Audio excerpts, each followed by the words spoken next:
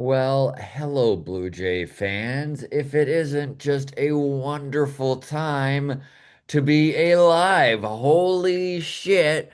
What a last couple of days in Seattle as the Toronto Blue Jays even this series up, and you just love to see it. I'm Scott Belford. This is the walk off. I'm going solo today. I am in Dawson Creek, British Columbia. I had a show last night at Boston Pizza because obviously I love to hit all of the hot spots. But I will tell you this, all right, before the show started, the whole crowd watched the Toronto Blue Jays. This is a small town in BC, and this place was packed with Blue Jays fans. Everyone was clapping, everyone was chanting. It was just an electric environment. And I know that this is basically the case right across this fine country of ours. And why wouldn't we get swept back in this thing? Everyone who was doubting, everyone who was saying the Blue Jays are out are now eating their words because this thing is all tied up at two, and you just love to see it. You know what I love about baseball is sometimes the absolute best story happens. It unfolds. And Max Scherzer gave us that. And I don't feel like that's putting enough putting enough oomph on that name. You know, we need to like Maximus Madness Scherzer. That 41-year-old fuck, does he still got it? Let me tell you. The intensity, the way he went about his business, it was just absolutely glorious to watch. And there's a few things we're going to break down here. Listen, I don't have a ton of time. I do have to get back on the road here. So this is going to be a short one, probably 15, 20 minutes. Also, the wind is going crazy here. And so they're on auxiliary power in Dawson Creek, and the Wi-Fi is horrible. So I'm running it off my phone. So just bear with me. I had to do something here for the Friday show. And so even if it's a mini episode, we're going to just deal with it. Let's start with this. Max Scherzer, a little rough out of the gate. He hadn't pitched in, well, he hadn't pitched in a game in what, almost 3 weeks? I know I was at the scrub game they played at Rogers Center there before they started the ALDS, just to kind of keep the boys sharp while they were in their waiting period to see what happened in the wild card games there. And that was the last time that he faced. I'm sure that he faced live hitters, but a game type of scenario, and I don't think you can really count that. So obviously he was a little rusty. Walked a couple batters in the first inning, gets that huge double play, and then settles in. And honestly, another big part of this game that I don't think got brought up enough was when Vladimir Guerrero Jr. steps off first base and starts yelling at Max, Max, Max. And he just points to his glove. And basically, he was telling him he was tipping his pitches. And Max just like, little nod, and then you didn't see the problem again. And this is something the Vladimir Guerrero Jr. deserves some credit for. The man has become so intellectual when it comes to this game. And yeah, you can go back and point out over his career times where he was a bonehead, times where youth maybe got in the way, his exuberance maybe got in the way, but this man is dialed in.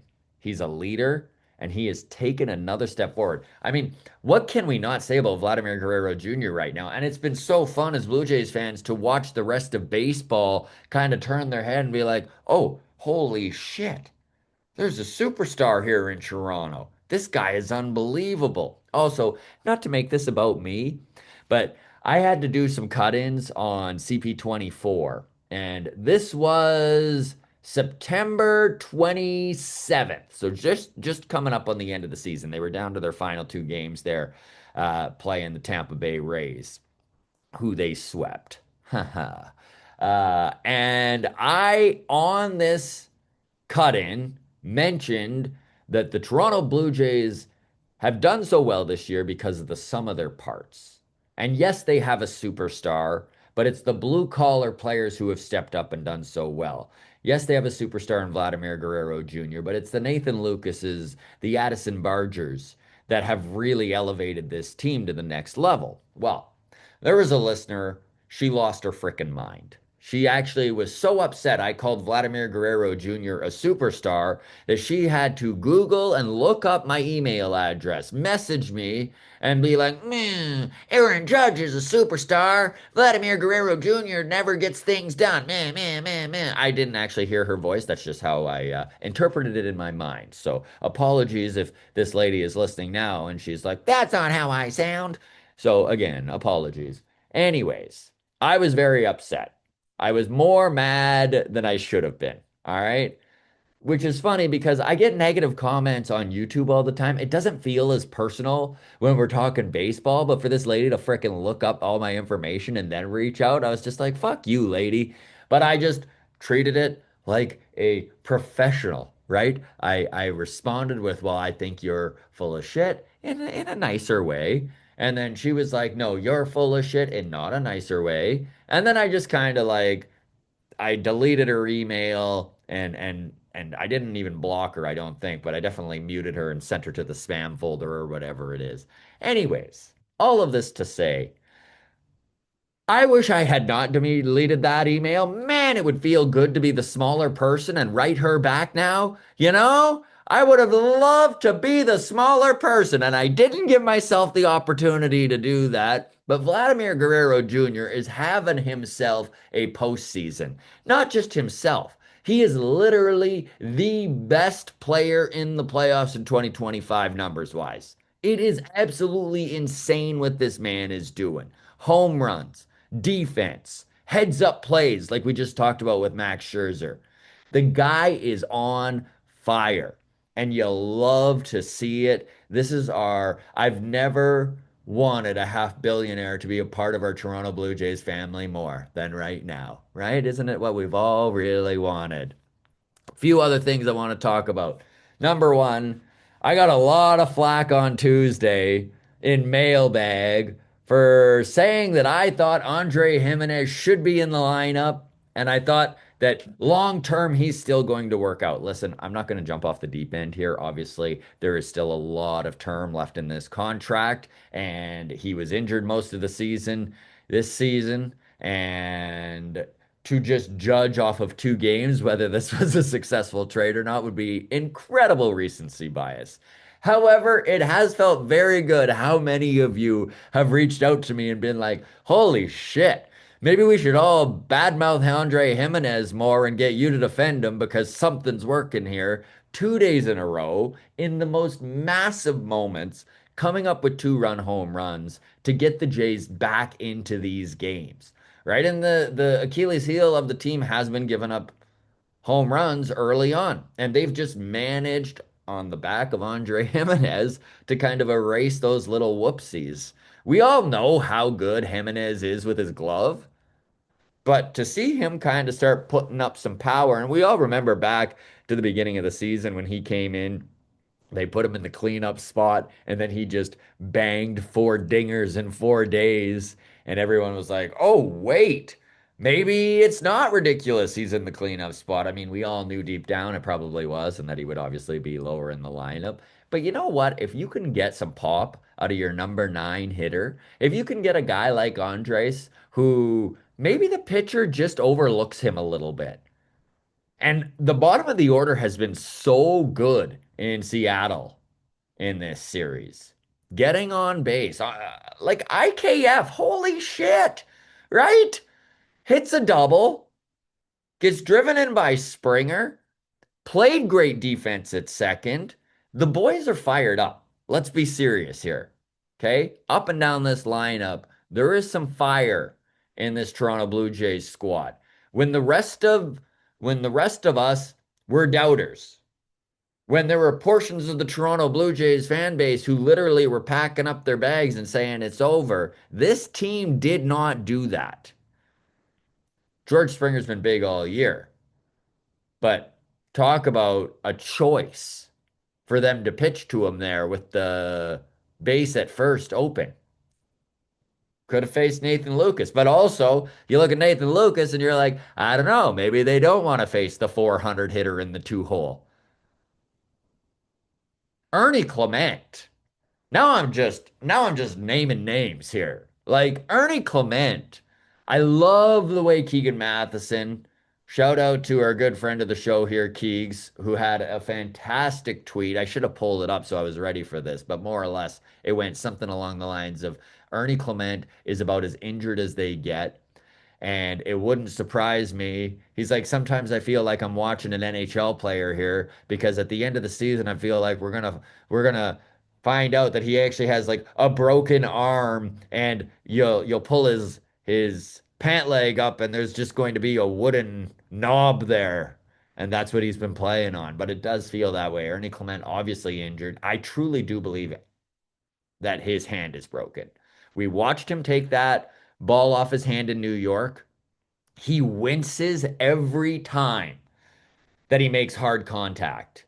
And I mean, the guy's hitting what, fucking 500 in this playoffs? So he's making hard contact a lot.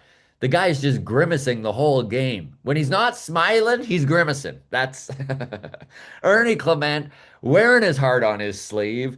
Just the backbone of this team defensively. The man's going to win a gold glove. I know all of the gold glove nominees were announced. Toronto had a bunch of them, right? Vlady, Kirk. Kirk better win a gold glove behind the plate here this year. The guy has been absolutely incredible. Then you got Ty France, which is hilarious. I wound up picking him up in the at the trade deadline, and he might be the one who beats Vlady if someone beats Vlady at first base. It's just such a defensively sound team, and Ernie has kind of been that guy all year long that everyone else can lean on. I know that it is too bad Bo Bichette's not in the lineup right now, that he's injured, hasn't been able to get right, and he might be on the World Series roster if that winds up coming to fruition here. But in the meantime, when he was playing as shortstop, we're all aware of his deficiencies defensively. And I really do believe having Ernie Clement on either side of him, whether he's playing second or third, most likely third with Andre Jimenez playing second there, like those two guys are so good defensively that it kind of shrinks the range that Bo needs. And so when you shrink the guy's range, everything else isn't so bad. I know that there are definitely blemishes around Bo Bichette when it comes to no matter how much you shrink his range, and he probably is a second baseman. But let's give a little credit where credit's due, and Ernie Clement has elevated this team defensively everywhere you put him, and you just absolutely love to see it. Luis Castillo getting worn down in true Blue Jays fashion, right? Seeing I just about said seeing pitches, but that really hasn't been the MO the last couple of days. They're just waiting for their pitch and jumping on it. It's not so much about watching pitches go by as identifying the ones that they want to get all over. And they've done a great job of that in the last two games. I mean, who can argue that? This team has just all of a sudden scored 21 runs in Seattle, a pitcher park, right? And it's just playing Blue Jays baseball. Like Luis Castillo getting knocked out in the third was massive. It it hurts Seattle long term too. And it's not like they used all of their high leverage guys, but using Spire in that high leverage situation in the third and fourth. I mean, can he go tomorrow or today, I should say? Probably. It's the playoffs, and I mean, you kind of need to take the reins off and let all these guys go. But having him need to pitch their lone solid high leverage lefty, you love to see it, man. You love to see it. I'm gonna wrap up here in a second. I know this has been a very unformatted show, and I've just been rambling here. You can tell that I'm still just high on our Toronto Blue Jays. But before I go, I want to give a little shout out once again to Maximus Madman Scherzer. The way he went about his business last night, the way he showed his fire when John Schneider came out to pull him. And he was like, "Wow, wow." You could tell old Big John there. He was a little nervous to go out there. They talked about it in the broadcast where when John's walking out, he's gonna pull you. But if he's got a little jog on, and you could tell he was like in a full sprint, just like, look at how fast I'm going, Max. Don't yell at me. Just want to check on you. And then Ernie Clement's reaction after that just bursted out laughing as he like turns around. They're keeping Mad Max in, and he just turns out. He's like, "This is the guy we want on the mound." It's funny. I got a message from Philip in Patreon, and he was like, "Hey Scott, I just gotta give you your dues here. Apologize a little for pushing back so hard on Mad Max taking the ball in a playoff game. Listen, I was also saying this in July and August when Max was at his absolute best with this team. I think that everyone who was maybe nervous about this, myself included, knows how he pitched in September, knows how beat up he is. His age is a factor. So like I'm not some sort of, I won a couple here with Max and Jimenez. But it's not like I've got some sort of magic crystal ball here where I know more than the rest of you, because I'm sure you could all go through a long laundry list of things I've gotten fucking wrong. But does look good to see Mad Max dialed in like he is. He doesn't look 41. It feels like he's got some gas in the tank. And it's going to be very interesting to see if the Blue Jays do get to the promised land, if they do get into that World Series. Do we see Mad Max on the mound again? I think we do. In fact, I think it's almost a foregone conclusion. I know I sure would love to see it. Game 5 tonight. What is it? 6 Eastern? I'm in Alberta doing a run right now. So it's 4 o'clock my time, which is great because I actually get to watch the game before the show, which is fantastic. Last night was driving me nuts. The show got pushed half hour, which was fine. Well, it was better. I got to see the game, but you could tell the people who had come in and bought tickets and weren't baseball fans were getting a little fed up. Is like supposed to start at 8 and it's like a Thursday. It's like 8:20, 8:30.